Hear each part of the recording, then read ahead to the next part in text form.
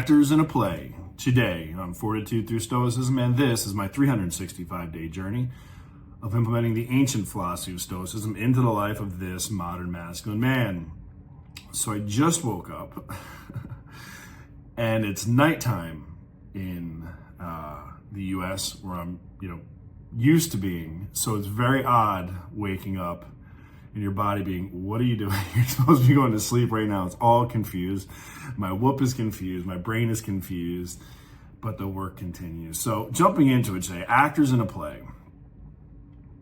The quote by Epictetus: remember that you are an actor in a play, playing a character according to the will of the playwright. Kind of talked on that yesterday. If a short play, then it's short. If long, then long.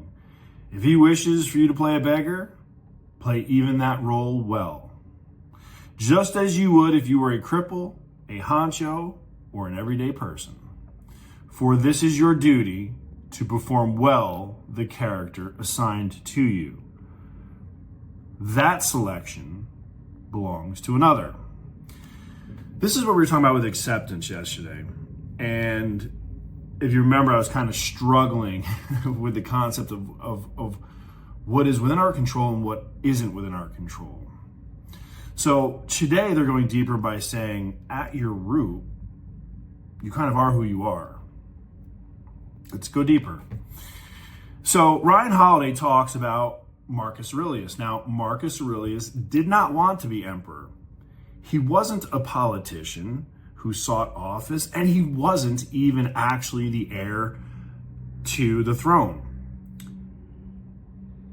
So what we can learn from history is, he really wanted to be a philosopher in truth. But the powerful elite in Rome knew that he could handle the responsibility. Now, alternatively, on the opposite end of the scale, you have Epictetus, the guy who just gave us a quote, who was the slave turned educator. But what's interesting about Epictetus is he was persecuted for much of his philosophical teachings.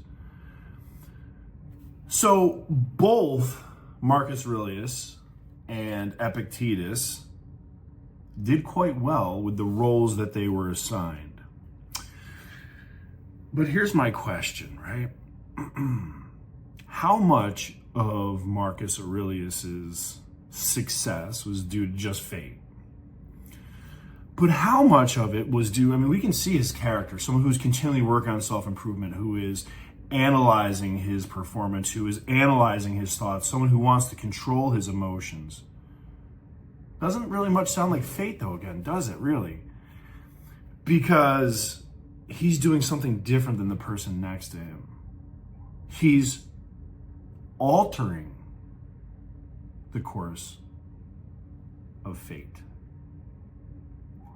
The Stoics remind us that whatever happens to us today or over the course of our lives, wherever we fall on the intellectual, social, or physical spectrum, our job is not to complain or bemoan our plight, but to do our best we can to accept and fulfill it. Fulfill it, then accept it. Not accept it, then fulfill it. Fulfill it, then accept it, in my humble opinion. So is there still room for flexibility and ambition? Because if I tell people all the time, don't accept mediocrity, that's acceptance.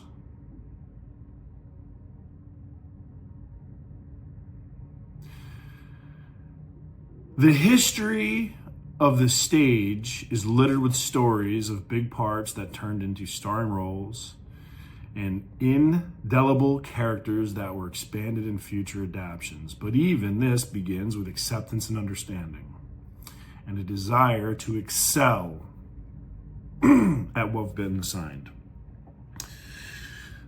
So there is some power in that, right? Whatever role you're assigned. So I love football. Football is such a great sport. There's so many parallels to life made from the game and sport of football. And one of those is play from play. You are either getting the ball or supporting the guy who has the ball in some way, blocking for it, getting the ball to, what have you, causing a distraction for it. So where I see this really applies to is the game of football, for example. You don't just give 100% of your effort on the plays you're getting the ball, right? Because if you only gave 100% of your effort on the plays you got the ball, one, you're probably not going to get the ball that much, right? But also, it's going to be really easy to tell you are the guy getting the ball. It's going to be different, right? That's not consistency.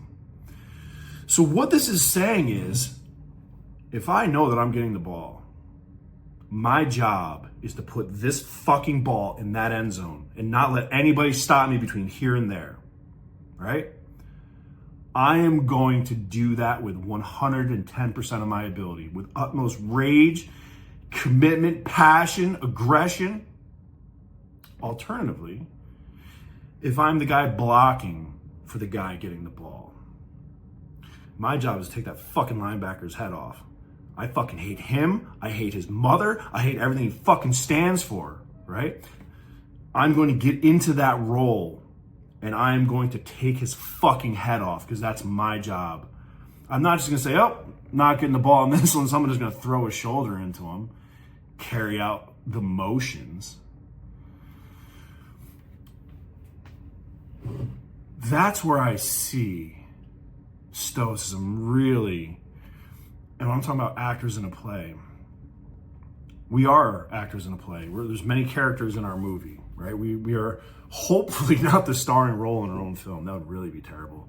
I mean, everyone has a little bit of narcissism, but you should not be the starring role in your own movie, in my opinion. But every single play, no matter what your role is, that's where Stoicism holds its weight. And I use the analogy of football. Whatever the role assigned to me. So today I'm the tourist. Today I'm a tourist in the Philippines. Today, I went and saw some ancient ruins and learned about the first city of Manila and how they're occupied by the Spanish during the 1600s and on, and then the Japanese, and saw the bullet holes in the walls of the fort during World War II.